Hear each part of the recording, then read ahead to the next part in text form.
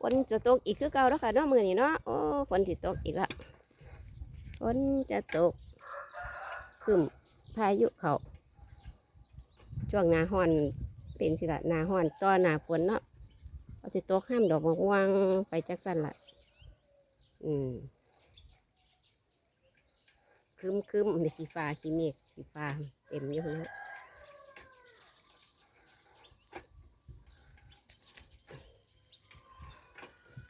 อืม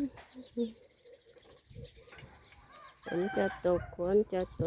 กตกย่ำขึ้นนะยายใส่บาพอตื่นขึ้นมาเป็นกระเปียกเนาะตื่นขึ้นมาเปียกหมัน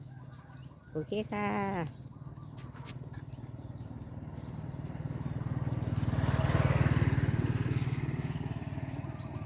โอเคนะคะ